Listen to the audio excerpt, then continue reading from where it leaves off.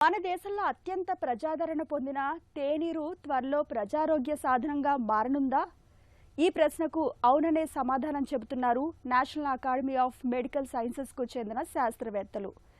శిశువుల్లో పుట్టుకతోటి తలెత్తే నాడీ సంబంధ లోపాలని నివారించడానికి తేనీటికి ఫోలిక్ యాసిడ్, B12 పోషకాలని కలిపి కాబోయే అమ్మలకు అందించాలని వారు సిఫార్సు చేస్తున్నారు.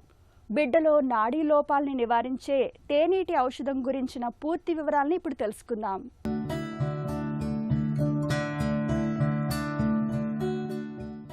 సాధారణంగా గర్భధారణ సమయంలో టీ తాగడం అనేది అంత మంచిది కాదనే అభిప్రాయం చాలా మందిలో ఉంది.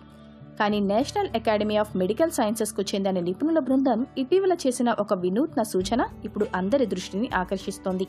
పుట్టబోయే బిడ్డలో సంభవించే తీవ్రమైన నాడీ సంబంధిత లోపాలను నివారించేందుకు నిత్యం మనం వాడే తేయాకు పొడికి ఫోలిక్ యాసిడ్, విటమిన్ B12లను కలపాలని ఈ నిపుణుల బృందం సిఫార్సు చేసింది.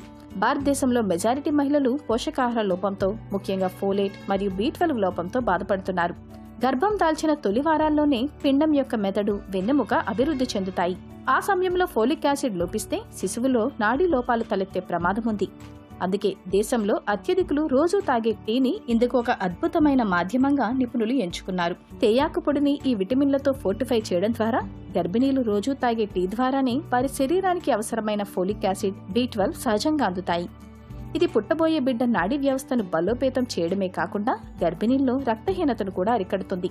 అయితే టీలో ఉండే కెఫీన్ మోతాదు మించకుండా పరిమితంగా ఈ ఫోర్టిఫైడ్ టీని తీసుకోవడం వల్ల గర్భిణీలకు మరియు బిడ్డ ఆరోగ్యానికి ఎంతో మేలు జరుగుతుందని వైద్యులు స్పష్టం చేస్తున్నారు. మన దేశంలో చాలా మంది గ్రామీణ మహిళలు గర్భం దాల్చిన విషయాన్ని ఆలస్యంగా గుర్తిస్తుంటారు. దీనివల్ల తొలి నెలల్లోనే వాడాల్సిన ఫోలిక్ యాసిడ్ టాబ్లెట్లను వారు కోల్పోతున్నారు. ఇలాంటి పరిస్థితుల్లో నిత్యం అలవాటుగా తాగే టీ ద్వారానే ఈ పోషకాలు అందడం అనేది ఒక విప్లవాత్మక మార్పుగా మారనుంది. సాధారణంగా టీని మరిగించినప్పుడు అందులోని పోషకాలు నశిస్తాయేమో అనే అనుమానం రావచ్చు.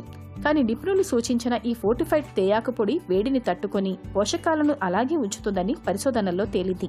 తక్కువ ఖర్చుతో సులభంగా సమాజంలోని అన్ని వర్గాల గర్భిణీలకు రక్షణ కల్పించేందుకు ఈ సరికొత్త విధానం ఎంతగానో దోహదపడుతోందని వైద్య నిపుణులు ఆశాభావం వ్యక్తం చేస్తున్నారు.